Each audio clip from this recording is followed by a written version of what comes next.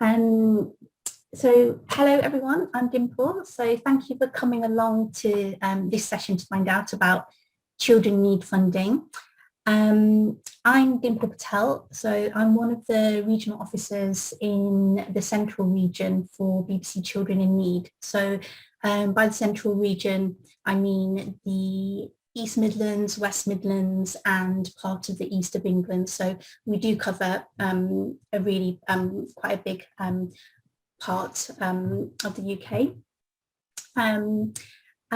Please do use the chat function, as Alison said, and if I don't have a question to your, if I don't have an answer to your question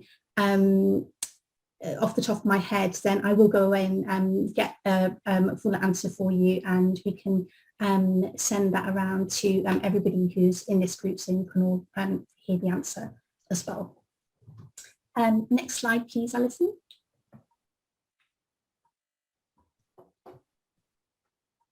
Okay, so what will we be covering today? So the format for the session is to tell you about the upcoming grant round, an overview of our programme, the key dates, and then any questions that you have. It shouldn't take any longer than 30 minutes, but we do have longer, so no problem if it does take longer. So BBC Children in Need is funds organisations to support disadvantaged children and young people aged 0 to 18. There's always a great demand for our funding. So we want to make sure that our funding reaches the whole of the UK because we are a national funder. Our recent programmes received on average about 5 times more applications than we could actually fund. So as you're joining this session, I'm going to go through lots of information that will be really helpful for you to make your best application, but please do read the guidance on the website carefully before making an application because it does change slightly from round to round. So this slide that you're looking at here, this lovely picture of a flooded landscape. This is a picture that one of our advisory committee members came up with. It's an image of the pandemic being like a flood. So to use as a metaphor, this is how the funding landscapes kind of looked. It had covered the pandemic had covered the landscapes that we'd all got used to. So with some organisations being better prepared or better able to manage the situation than others. So like after a flood, the waters do recede, but we don't know how long this might take and what the final landscape will look like. But we do recognise that the funding landscape is constantly changing and the pandemic has resulted in a fast-moving environment for the sector and things are evolving. With BBC Children in Need, we have 2 responsive funding programmes, so our main grants and small grants, which I'll come on to shortly. But last year, we actually paused those programmes so that we could focus on COVID-19 emergency funding. And that's because that's what was needed at the time.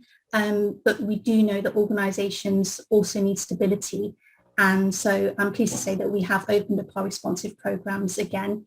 And that enables us to provide longer term funding for up to 3 years for organisations. So we do really want to try and provide stability for organisations, address any emerging needs for children and young people, targeting those resources to where it can make the greatest difference. And we want to remain flexible and responsive. Next slide, please, Alison. So these are our strategic priorities. So focusing our funding on the best placed organisations, sharing power with children and young people, championing and leading on equity, diversity and inclusion, and reaching disadvantaged children and young people disproportionately impacted by COVID-19.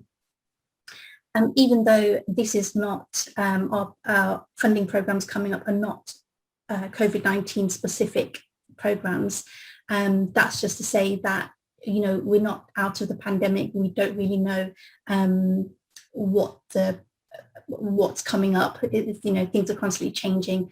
So it's kind of we do see it as an ongoing issue, and the impact for children and young people is also longer term. So our strategic priorities underpin all of our grant making. We only fund organisations who can tell us why they are the best place to deliver their work.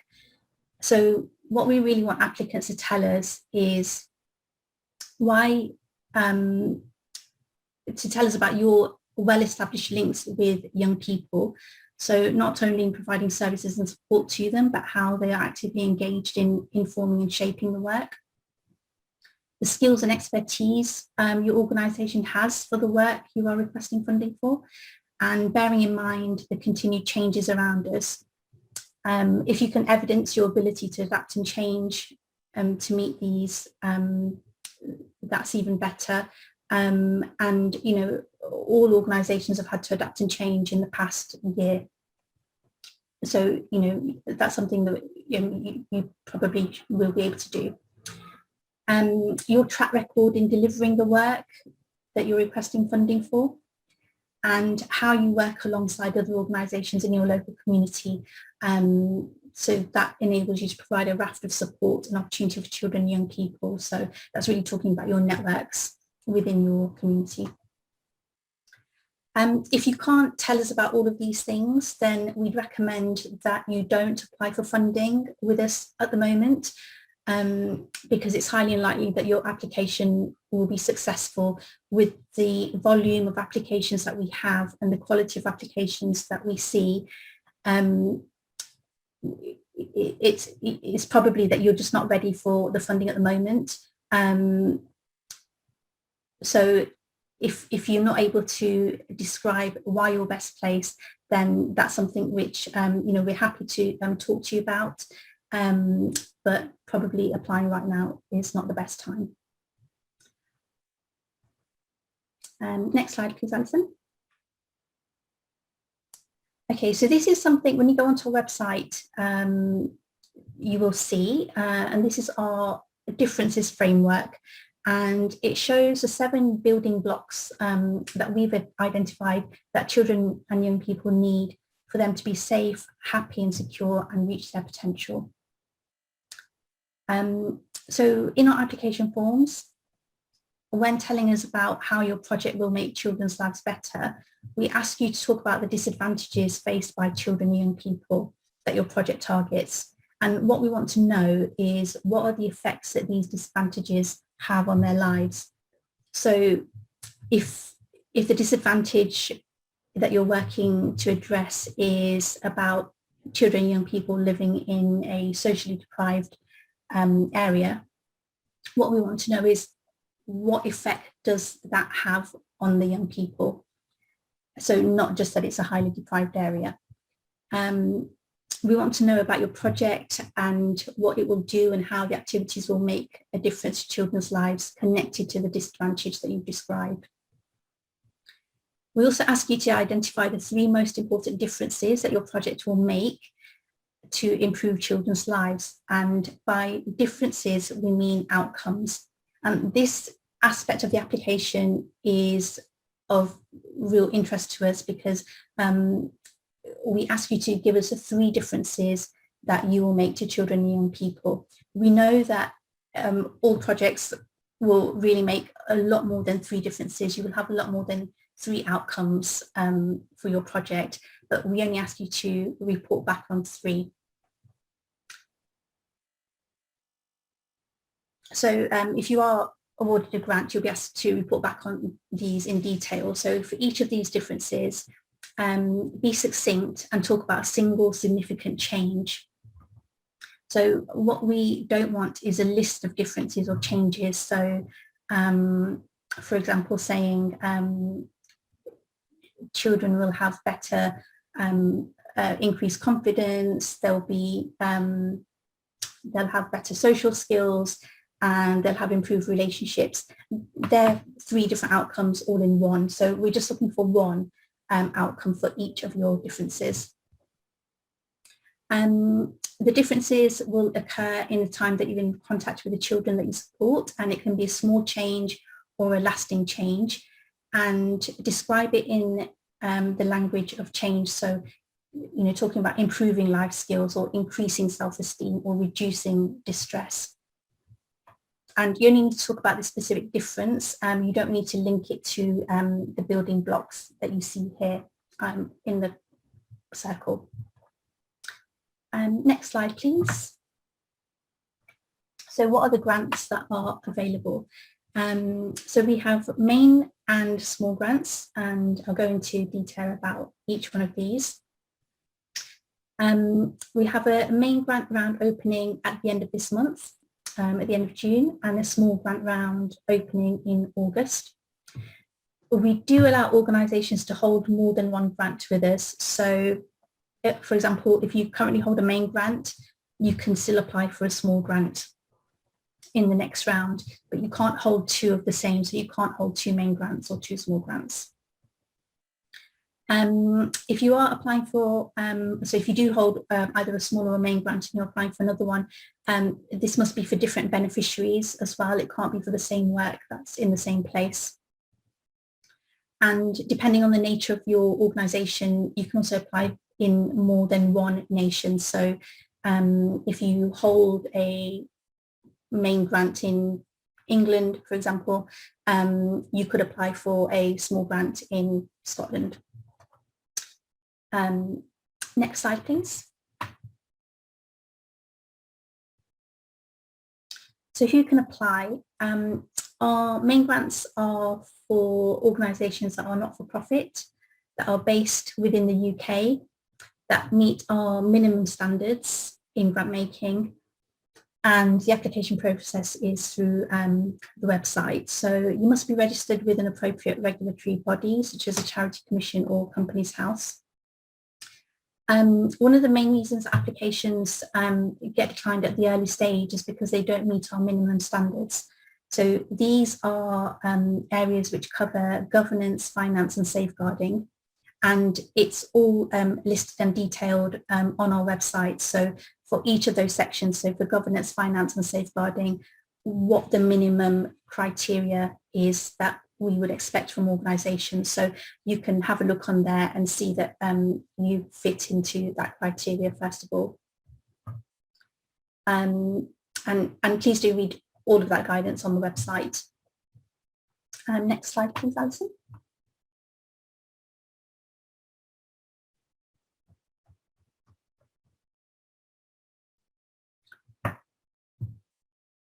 So this is for our current grant round that's coming up. So for the main grant, so organisations can apply for over £10,000 or more per year for up to 3 years. We're highly unlikely to award more than £40,000 a year for 1 or 2 years funding. So just have a think about what you need within that year, and we're highly unlikely to award grants for over 100,000 for the total of 3 years.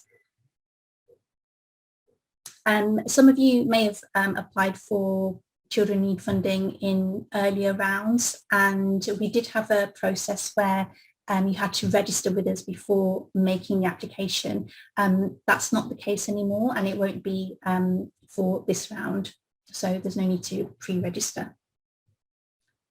We expect most of the awards to be less than these amounts and proportional to the size and capacity of the organisation. As I mentioned, we do expect there to be a high number of applications for the funding, and we want to be able to fund as many projects as possible, which is why we have those sort of guidelines on there. So I would advise that you only apply for what you really need, and also to bear in mind what would make your project successful. So applying for what you really need doesn't mean cutting corners. Please do apply for what you really need to make your project a success and for the best outcomes for children and young people. It's just to say that this it probably isn't around for, well, it's not around for speculative kind of applications. So if you do want to apply for less than this, or your organisation's more at the early stages of development of a project, then you would be better considering our small grants programme, which is on the next slide. So our small grants, this one opens in August, and I've got the dates at the end. So organisations can apply for up to £10,000 per year. So this is where relatively small amounts of money can make a big difference. So as with the main grants, we want to fund organisations which are best placed to make a difference to the lives of disadvantaged children and young people. But we do know that, for some organisations and some project ideas, quite a small amount of money can still be really key.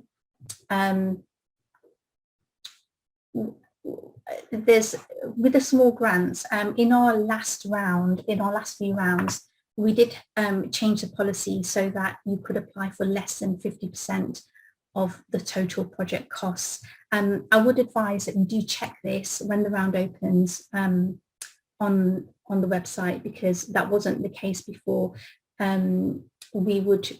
Previously we wanted small grants to be more just a small project on its own, not a smaller part of a bigger project.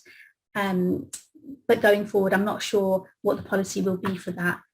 So I would just advise you to check. My feeling is that you will still be able to apply for less than 50% of the total project cost, so that it can be a smaller part of a bigger project. But please do check that. Within our small grants programme, we're unable to fund work supporting young people who've experienced child sexual exploitation. So any CSC work needs to be applied for in our main grants programme only. Next slide, please. So this is what you can't apply for. So our online guidance is really comprehensive on this, so please do look at that. But just a summary is that we can't fund statutory bodies. So, for example, schools, universities, pupil referral units. The only exception is special schools. Also government organisations and lots of other statutory bodies that you'll find a list of. We can't fund capital or building projects. Funding can't be to individuals or to passed on to another organisation. So you can't apply for funding on behalf of another organisation. You can obviously work in partnership with that organisation. But you would have to be the lead in that partnership if you were the one applying for the organisation, and you would be responsible for the grant. We can't fund work that's already started before the grant is given. Projects that start 12 months after the grant is awarded. So once your grant is awarded, you have 12 months to start your project. And projects during school time can't be funded. Unless there's a really clear rationale for that. Sometimes it is the case that needs to be the way that the project operates, but you do need to make a really clear rationale for why that is the case for your project. Next slide, please. So what you can apply for.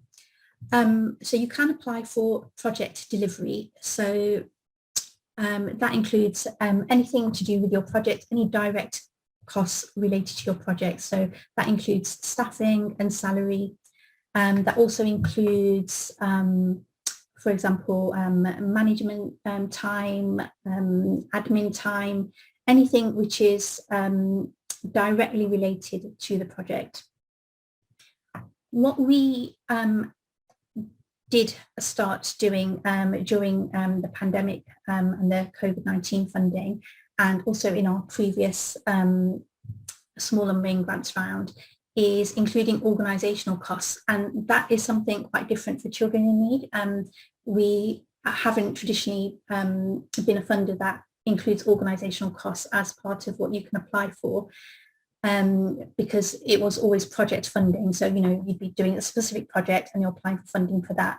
With organisational costs, what we mean is things that are, you might refer to them as core costs. It's things that you need. So, you know, your building, the utilities, everything, you know, that allows you to run projects and run your services. So we were very flexible with that. I don't know whether that is going to be in the next main grant or small grant round. So that's why I've just put there to please check the guidance. That hasn't been decided yet, so I'm not able to tell you right now.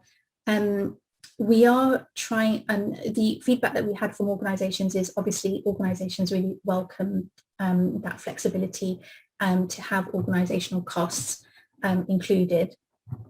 And, you know, so we are taking that into account, and we do want to remain as flexible as possible. So it may be that there is that approach going forward.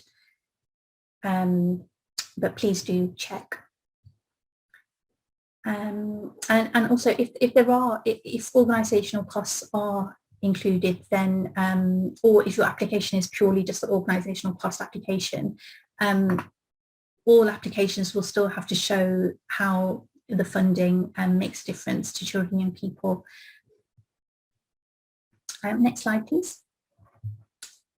Okay, so this is the application process.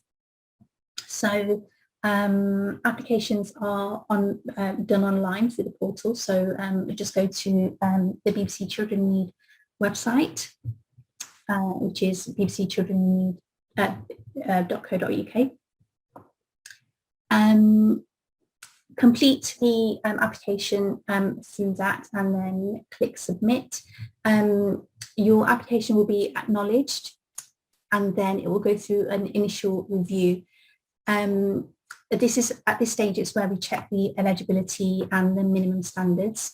If it does go through to the next stage based on the balance of our portfolio at a local level and the eligibility, then you'll be invited to a second stage assessment. And this is where the one of our external assessors will arrange a call with you just to go through your application in more detail. And the areas that they will cover will be your project, the activities that you do, who are the children that you're working with, safeguarding, your finance, any financial questions, and anything else which has kind of come up as a question. After that, it goes to decision-making panels, and the final decisions are made by the Children Need board. And then you'll be notified of the decision. If you are not successful at the first stage, then you won't have to wait until right at the end of the process to find out. You will be told about that after that stage. And then all final decisions are notified by email. You can request feedback on your application as well. We're happy to give you feedback. Obviously, we can't do that at the stage of when the decision email is sent out to you, but please do contact us if you would like feedback. Next slide, please.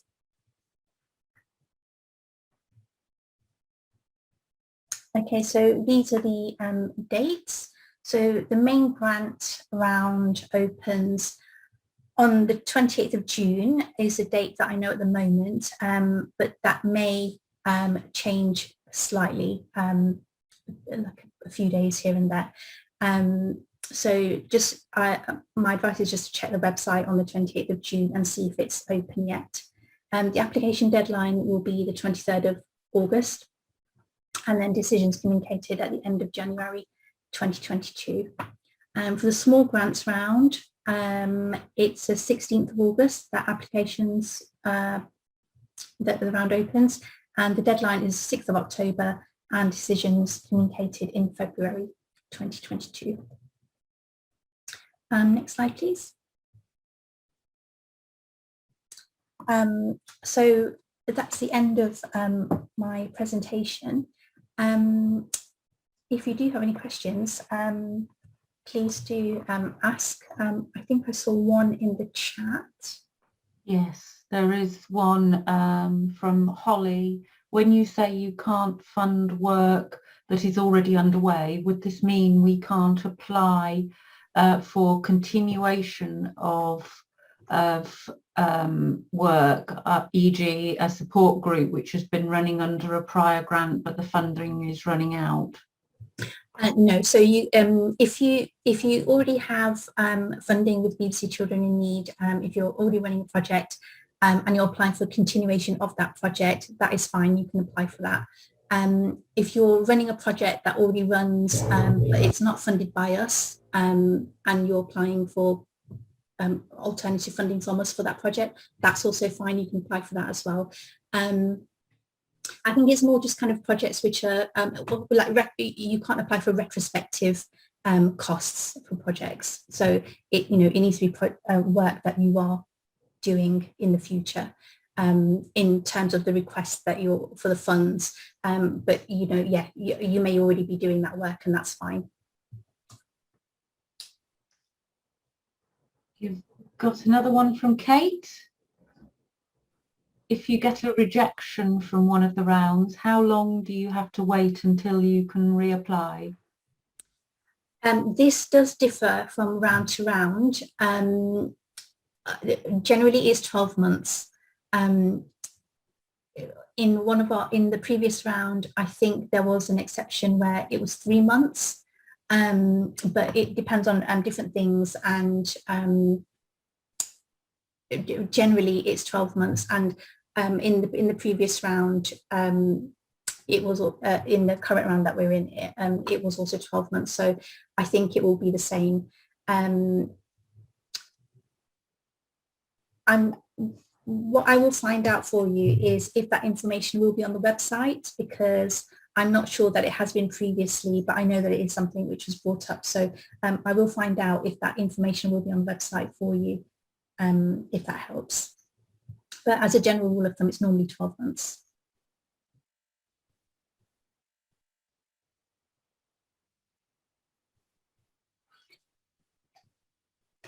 There was a question from Ben, which I think was, could you go back to the deadline slide, please? I believe I've done that. I'm hoping somebody will nod and say that's what they're seeing. Yeah.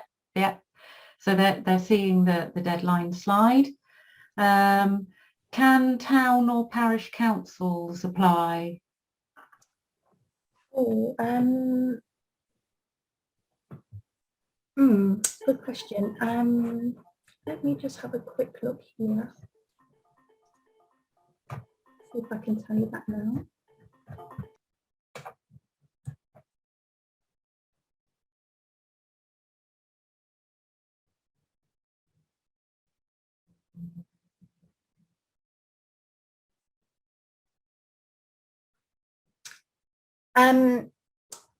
We can't fund local authorities.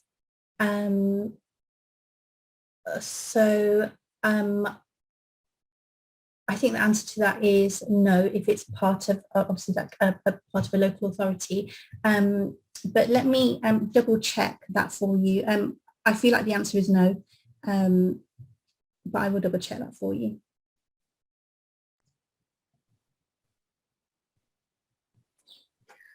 I was just asking that, Dimple, because town and parish councils generally don't have statutory responsibilities. So,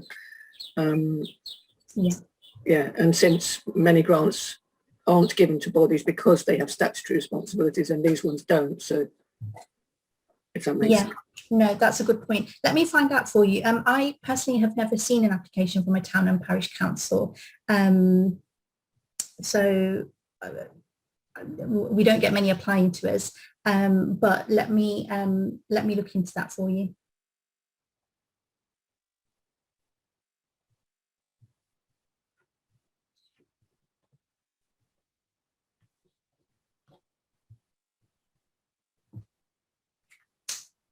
Okay. We have one from Jake.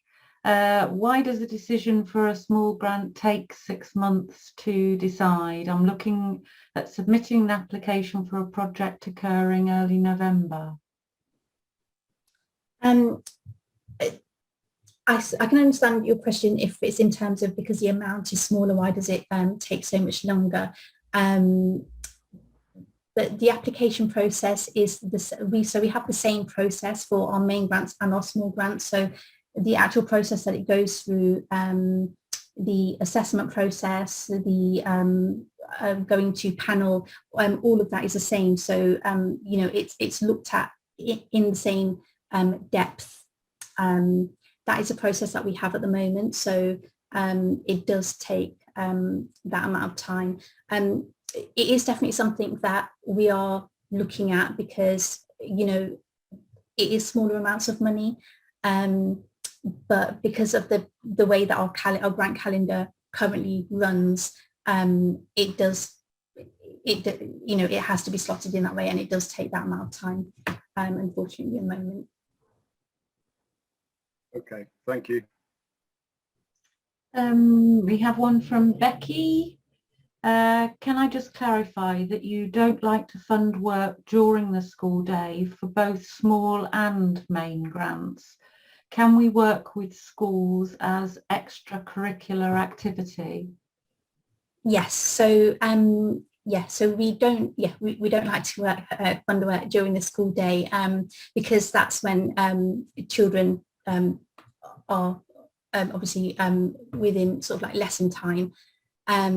So we, if it's in lunch times or if it's after school, and if you're working with a school on extracurricular activity, there's no sort of overlap of curriculum kind of things in there, then that is fine. It's only where if you do want to do work within a school or with a school and some of that is going to be within the school day. There are sometimes very good reasons for that. It's just, you would just need to explain what those reasons are. So it's not that we absolutely wouldn't fund that, because we do in cases, but you would need to tell us what the rationale is. And I think there was a stress there on, was that true for both small and main grants? Yes. Yeah. Yeah. Okay.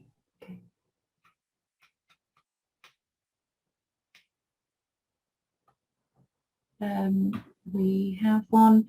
We provide support to new mums and babies in Northamptonshire with a Moses Basket starter pack. We provide these packs to health professionals who distribute these to the mums in need. Do you support charities who do not have direct contact with the mums and their babies? Thanks, Julie.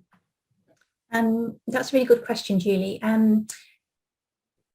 Because we're an outcomes funder, we need you to be able to measure the outcomes so that you know that those differences are being made. So if you're providing Moses Baskets starter packs, so provide these packs to health professionals. Okay, so because you're not directly providing them, you don't have that direct contact. I imagine that it's probably going to be quite hard for you to then know what difference that has made and to be able to measure that difference. So normally, no, it's not something that we would fund. I think the key thing is that you're able to measure the difference that you're seeking to make.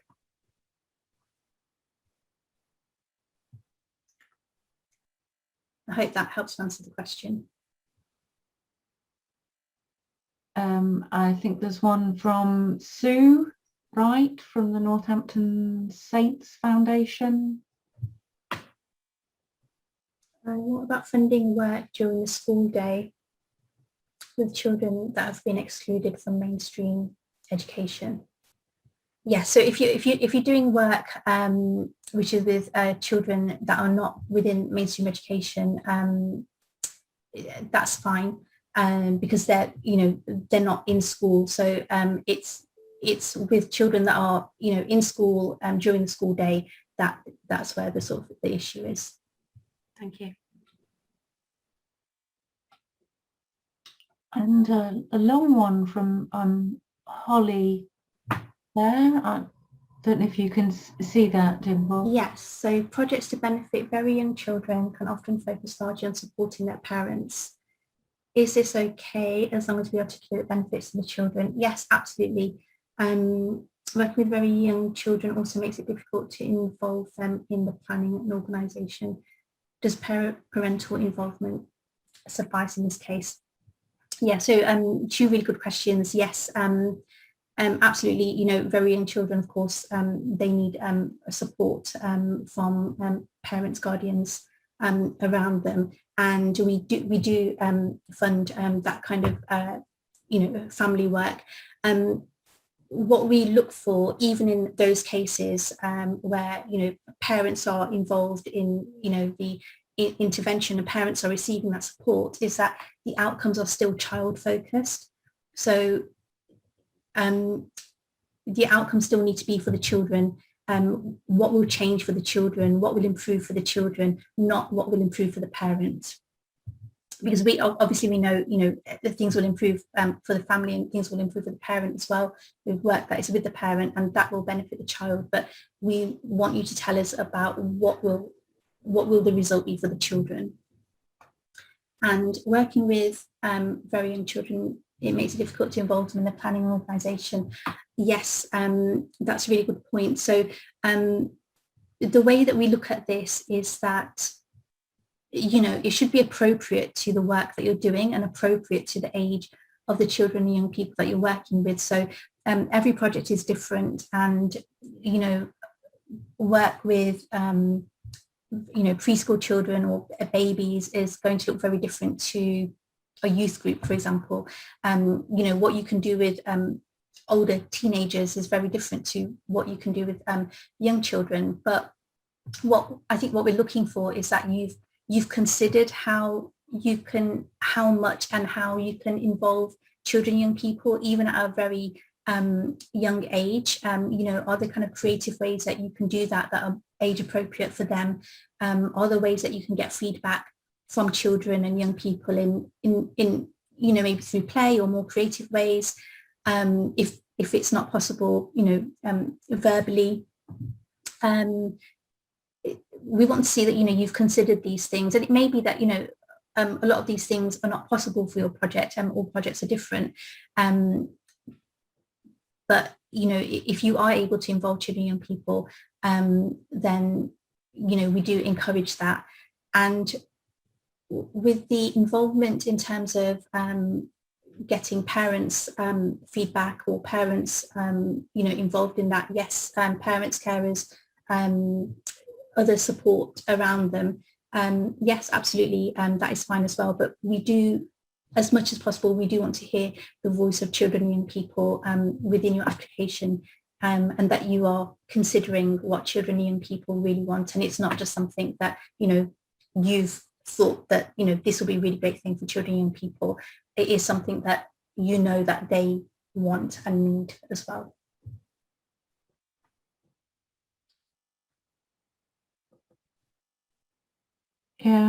We have one from Lynn. We run a youth club working with young people and they want a recording studio. Would you fund this and a worker? Yes, I don't know the detail of what you'd be applying for, but yes, it sounds like the kind of thing that we would definitely fund. We fund work that is addressing disadvantage, so that would need to be the key of what the reason why you're applying for this project. But if a recording studio is something that the children and young people want as part of the work that you're doing with them, we can fund equipment, but not sort of like capital, so like building the recording studio, but we can definitely fund the equipment for that is something that we would do, and for the worker too. So would you do the, say, like the soundproofing in it, that we've got a room for it to go in, because we've only just managed to get them back in now, and we're working with county lines, and, you know, we work in a really bad disaffected area and we've got a lot of issues. So that's what they've come up with, is that they want a recording studio, but we've got the room, we just need to, you know, soundproof it and thing it out. So it's something, but then we would also need to put in somebody that would help them to, you know, use it, how to, you know, make the recordings and things like that. So that would be a project that we could apply for. You could potentially apply for that project. What we'd be looking for is, you know, as I said, the outcomes of that project. Outcomes, so, yeah. Mm-hmm. Yeah. So, you know, what are the differences that are going to be made, and how does what you're applying for link up with that? So, yeah. And you know, if that is, you know, you need that kind of sort of equipment, and you need some of that, then okay. Yeah, I mean, I think like soundproofing, I mean, I don't know what the cost of these things are, but I think, you know, soundproofing, things like that, potentially that is something that you could apply for. And it would, I mean, would it be in your own building or? Yes. Yes, it's in our building. Yeah. Yeah, because I was just going to say, if it's for, you know, a community venue that you use, then probably no, because that's not, you know. No, the community venue is my building, and I'm running it as a youth club and a community centre, and it's got loads of bits and pieces in there. So yeah, it's just to adapt another room that's not being used into something that the young people could come in and use. And it seems to be that they're doing it, want to do it through music, you know, rapping and things like that. So yeah, thank you very much for your help. Are there any other questions? I can't see any other questions in the chat. I'm not seeing any other questions in the chat. Had anybody got any questions that they wished to ask verbally at all? Any clarifications?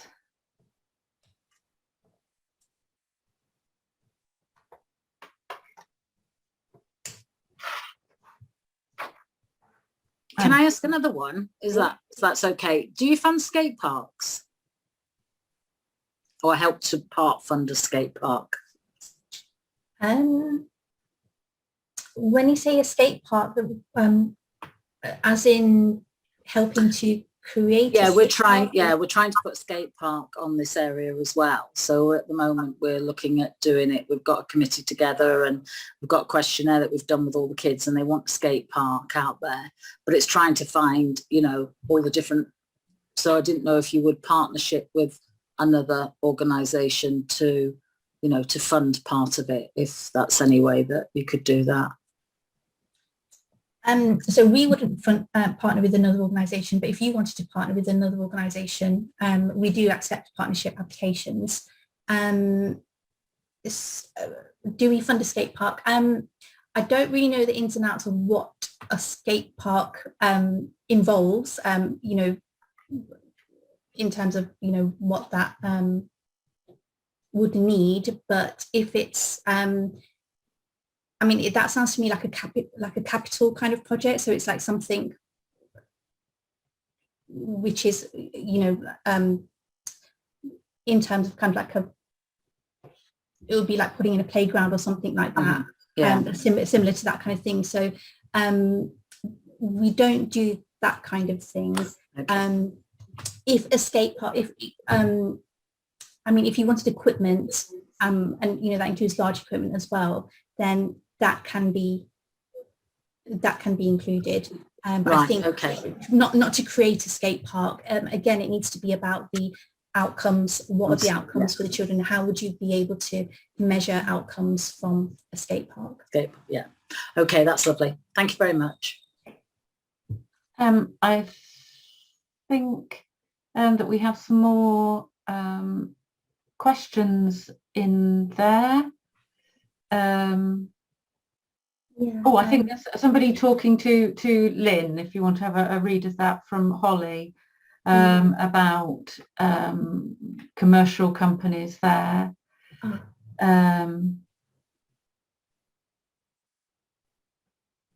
Do applications need to be match funded? Oh, is that a question for Lynn or a question for me? If it's for me about match funding, It's for you. no. Thank you. No, we don't. Thank you. Question from Catherine. Could I ask if the project included infants and parents, and the parent was under the age of 18, would we be able to include the differences for both infant and parent? Yes. Or is it best to focus on the differences mainly for the infant? No. If they're under 18, they are still they're counted as a child. So we fund 0 to 18. And so, yeah, they would be, you'd tell you kind of differences for both of them, and they would both be beneficiaries. Brilliant, thank you. Did you, was the match funding answered? Yes. Sorry, yeah. Yeah. So no, you don't require match funding.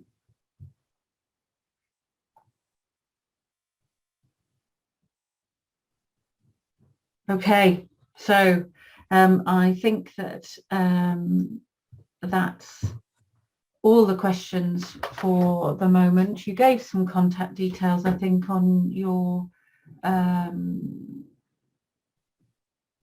PowerPoint, didn't you? I don't think it's on there, but I can give it to you now. So you can email me. It's dimple.patel@bbc.co.uk. Shall I put it in the chat? Yes, yes, that would be lovely. And Lynn, somebody has sent you a message again. If you want to take a quick look in the chat. And I am the regional officer for Northamptonshire, so feel free to contact me. I would say please do have a look at the BBC Children in Need website first, so that you can, have a look at all the details of what we do and don't fund and all of that kind of thing. And then any specific questions, do feel free to contact me afterwards.